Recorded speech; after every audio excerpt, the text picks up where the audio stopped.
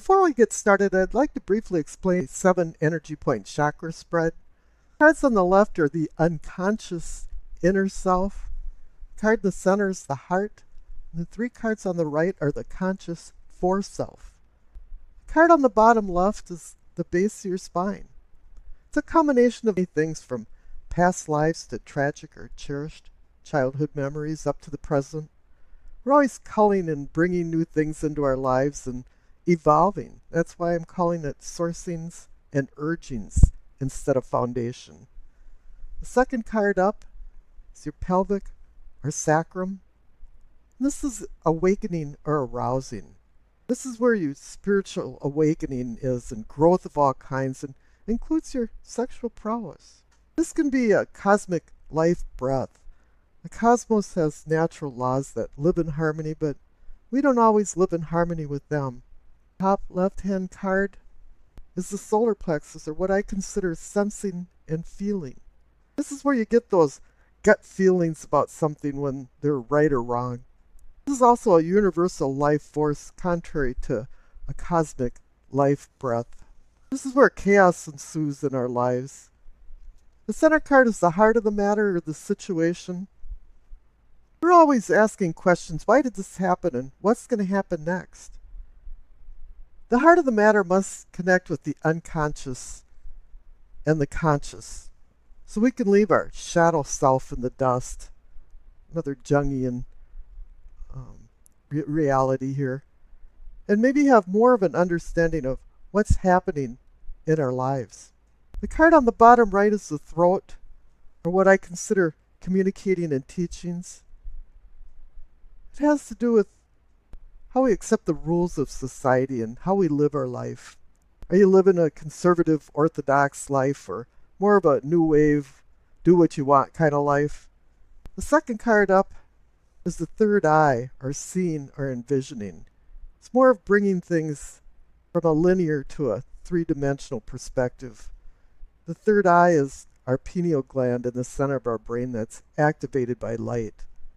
So this can also be considered enlightenment. The card on the top right, the crown, are knowing and understanding. You can have a lot of knowledge, but if you cannot apply this knowledge wisely, it's not wisdom. In the past, I used to pull a hidden Rider-Waite card as I was doing the readings, but for logistic reasons, I'm going to be pulling all of the cards at once, and then putting these clarification cards alongside each of the main cards as I'm telling the story of the reading. The subtitles will direct you through this so you don't lose track of what's going on and where I'm at and what card I'm reading. And then on the left, I'll be putting a past card, and on the right, I'll be putting a future card, and on with the readings. Hi there, Pisces. I think you noted that I won't be doing a Messages of the Angels card reading, and in lieu I'll be doing a rune reading associated to the tarot reading. I've had these runes forever and never thought that I would be using them on a YouTube channel. They're kind of small, so I put them on the back of a miniature Rider-Waite card. I might have to get some larger ones if I continue to use them, because I do plan on doing more rune readings in the future. Now, while you're listening to my reading, think of a yes or no question of something that you desire, because I'm playing a little game with an 8-ball, and we'll see what the answer is at the end of the reading. I know the end here is welcomed. I hope you made it through, or are making it through, unscathed. So I know other people are having a miserable time too, and it's hit me. There's been some things. But now here in things are starting to look up. Mercury's going direct, and the planets are now talking to each other, and it's very harmonious. It's commanding air and fire together, and they're meshing well. Now, before I get to your reading, I want you to note on the base of your spine on the bottom left that you received the 6 of Cups and the Wheel card. Now, Scorpio received the 9 of Cups and the 6 of Cups, the Wish card, and the Memory card for childhood. And Aquarius received the 6 of Wands and the 9 of Cups. This is all similar energy. And everybody's getting good readings this way, well, at least so far, anyway. And to top it off in your reading on the right for the future, the main card is the Nine of Cups, the Wish card. So there is some things to look forward to. Let's get into your reading. So at the base of your spine for sourcing and urgings, as I mentioned, you receive the Six of Cups, the card about memory, childhood memories. Now this card came up many times in monthly and mid-monthly, and it was a very negative card. Everybody was walking around with emotional baggage. I mean, massive. It was to the point where I was thinking people needed a claim check just to leave the house. But here now, the Six of Cups is showing up at me, and it's like, it's okay. It's a positive thing because the clarification card is the Wheel of Fortune next to it.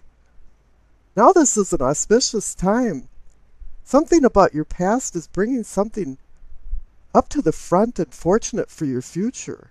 It's making you feel good about yourself and bringing confidence. This is time to jump on the bandwagon and do something positive in your life because there's always a downswing to the wheel, and don't wait for that to happen. There's a window of time for you to jump through. And now take advantage of it.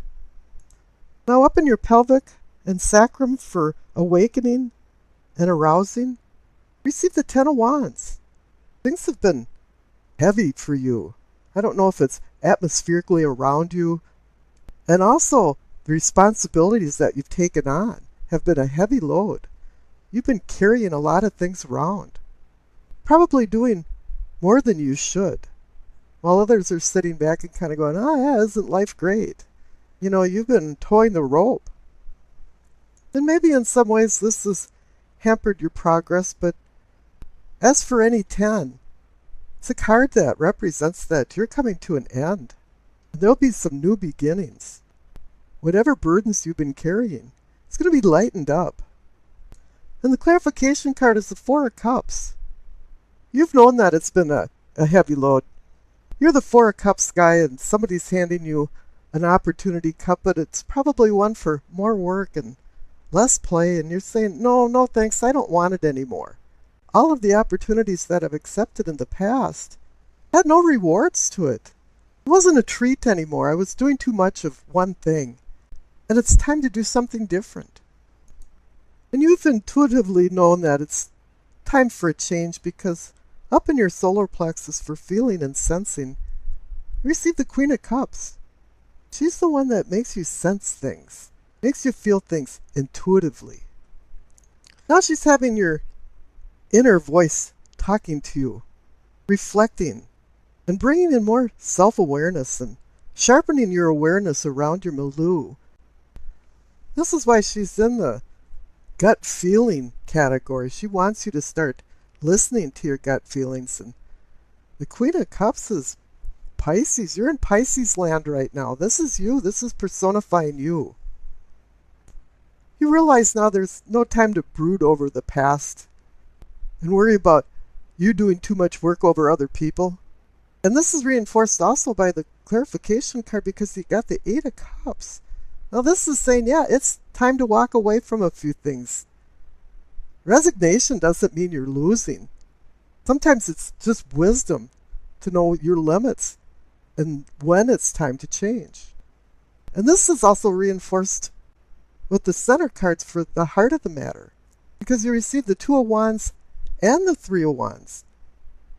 Now the Two of Wands is opportunity, and you see it over the horizon. You have the world in your hand, and this is time for you to sit down in your lounge chair and think very deeply about what you're doing, where you're going, what your purpose in life is, and what will make you happy.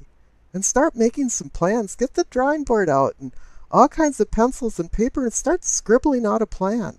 A management plan with objectives and goals and a mission statement. And then the Three of Wands pulls in, ta-da, and will make this a reality. It's a card about motion and movement. And launching these plans into a new reality.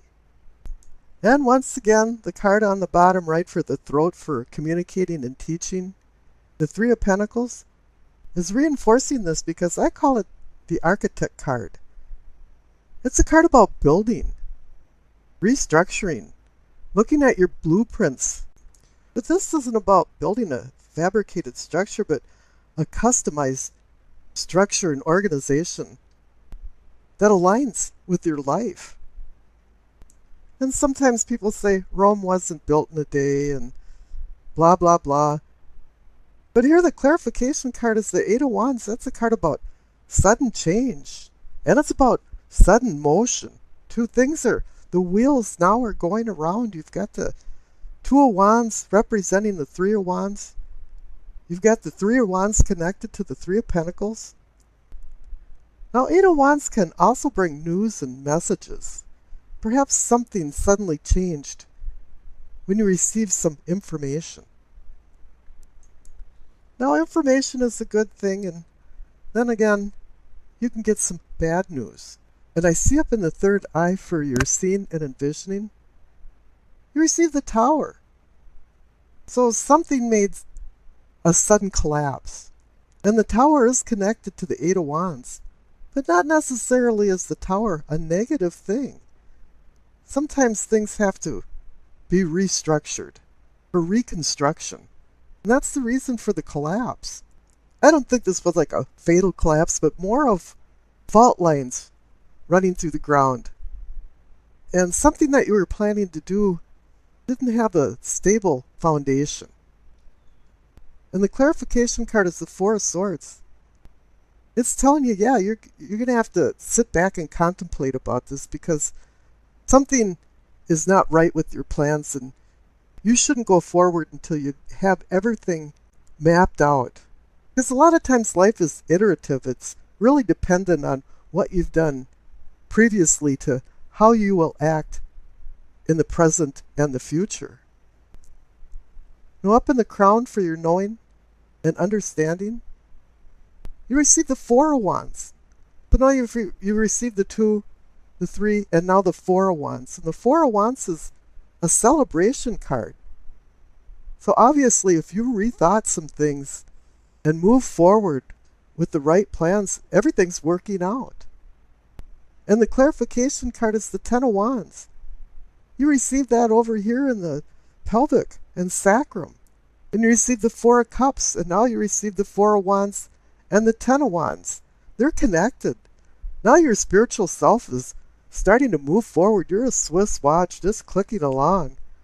And that's saying, too, that it was a lot of work to get where you're at, but there's some rewards involved in it. You know, a lot of times you might have done things for other people and it wasn't recognized or appreciated. But now maybe you're doing a few things for yourself, and that's not a selfish thing. But the funny thing about it is that it benefits everybody. You know, you have to love yourself before you can love other people. Now, down on the left for your past, you receive the Death card and the Seven of Cups.